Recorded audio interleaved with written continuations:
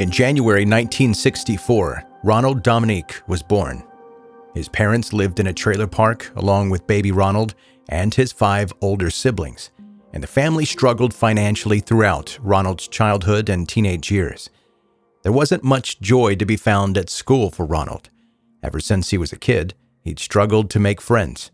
He wasn't interested in any of the things that the other boys his age seemed to be. He didn't have any talent at playing sports, and when he got older, he didn't have any interest in partying, drugs, or alcohol. The other kids at school had thought that he was weird because he was a poor communicator and always seemed sad. So, like most kids do, they made fun of him, which only got worse when they found out that he was gay. During his late teens, Ronald had started sneaking out to visit a nearby gay bar, but he was spotted there by some of his classmates. Interestingly, the classmates who saw him there gave no explanation as to why they had also been at the same gay bar. Despite his difficult circumstances, Ronald was determined to succeed, graduating high school and then making it to college. However, he only made it halfway through his computer science degree before he gave up and decided to drop out. Because he never got a degree, the only jobs that he was able to apply for were unskilled labor.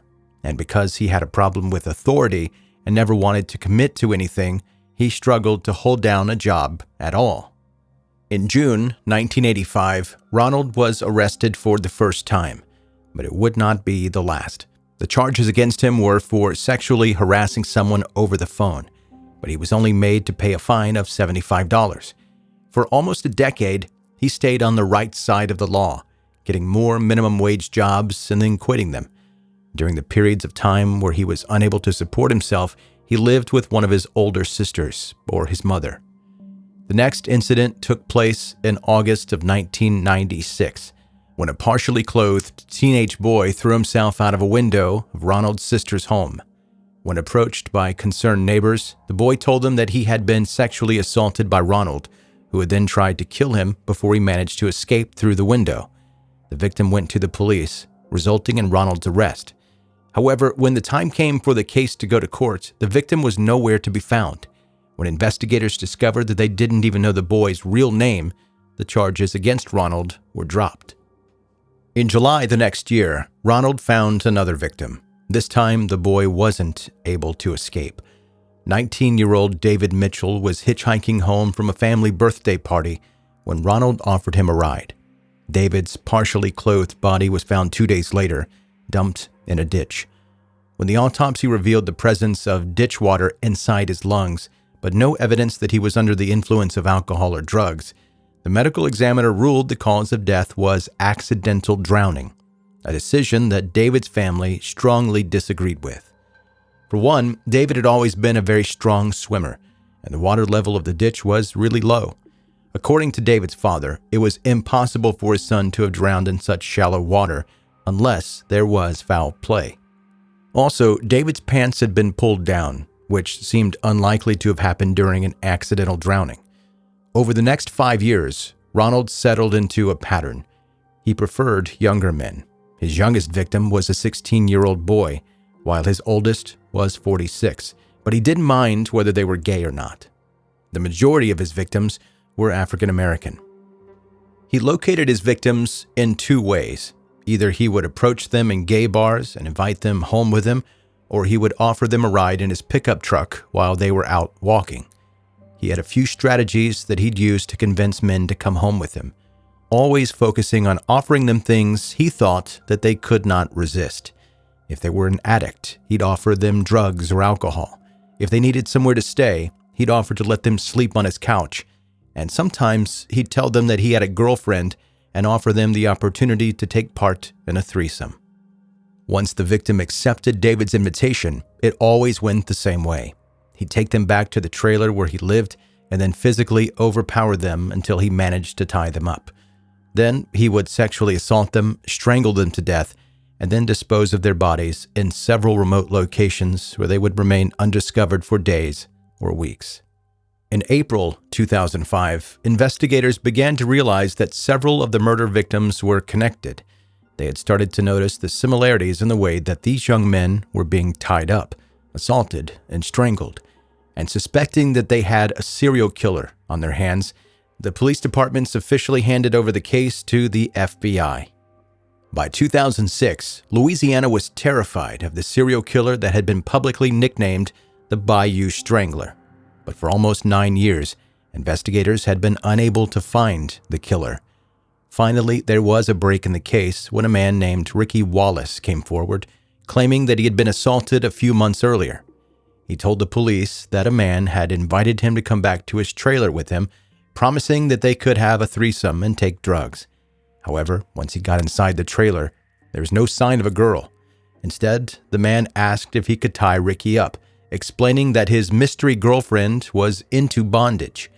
By this point, Ricky was not enjoying the situation he was in, but the man let him leave without a fuss. When investigators asked if Ricky knew the identity of the man, he gave them a name: Ronald Dominique. The police weren't sure how seriously to take Ricky's story. He was a drug addict, and they'd had issues with him in the past. However, they were desperate for any leads in the case, so they questioned Ronald and took a sample of his blood, which he gave willingly. That blood sample turned out to be worth its weight in gold when it provided a match to semen samples that had been left behind on 2 of the Bayou Strangler's victims. A warrant was put out for Ronald's arrest, and he was located in a homeless shelter on the 1st of December 2006. When he was asked why he moved out of his sister's house and into the shelter, Ronald responded that he'd known he was going to be arrested soon, and he didn't want to cause any trouble for his sister. So he decided to move out right after the sample of his blood had been taken. Considering that he had evaded police for almost a decade, once Ronald was in custody, he made things very easy for investigators.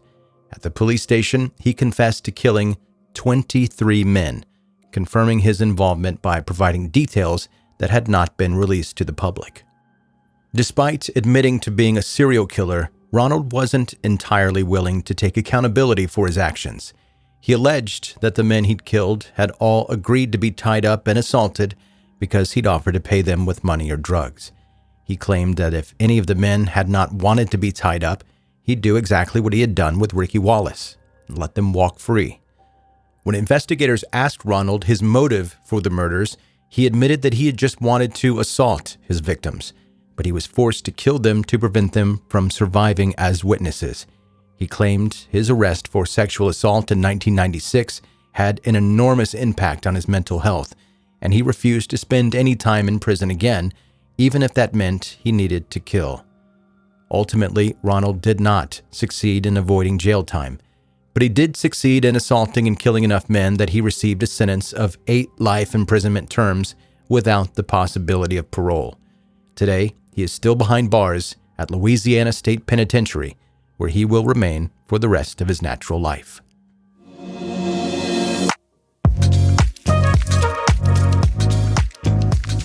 That is 10-Minute Murder for today. Brief and bingeable true crime. My name is Joe. I'm the host, and thank you for taking the time to listen to 10-Minute Murder. If you're a brand new listener, please let me encourage you to subscribe to the podcast right now. Wherever you are listening, hit subscribe. And if you listen on multiple platforms, like personally, I listen on Spotify, Apple, Spreaker. I listen on multiple platforms. So I subscribe to all the podcasts that I listen to most often on all of them. So hopefully, if you listen to this podcast pretty often, you'll subscribe on all of those places if you use multiple platforms. Some people don't, which is cool, but you can do that. And if you want to get in touch with me, let me know about a story that's on your mind that you'd like for me to talk about, or just have any questions in general, you can do that, joe@10minutemurder.com. And this one comes from Trent in Lincoln. Hello, Joe. I know you've covered stories of people like John Wayne Gacy and Ted Bundy in past episodes, but those were all longer episodes. I do like to hear the long ones on occasion, but I more like the 10-minute ones. Any chance you'll cover some of those in a shorter form? I hope so. Thanks, Trent in Lincoln. And Trent, I think you might be a mind reader, my guy. Yes, I'm going to do both of those, actually, John Wayne Gacy and Ted Bundy, in future episodes, but in the 10-minute murder fashion. I'm going to shorten them dramatically because those episodes I've done, it's been a couple of years since I did those, but those were, 30 minutes, 45 minutes. Those were longer things. So we're going to do it in 10 minutes. Fingers crossed that I can make that happen. I know I will be able to, but I hope that I can do it in a way that is makes sense, because there's so much information in those stories to relay to you that hopefully I can do it justice in 10 minutes. And that's going to do it for this episode. Thank you again for listening to 10 Minute Murder.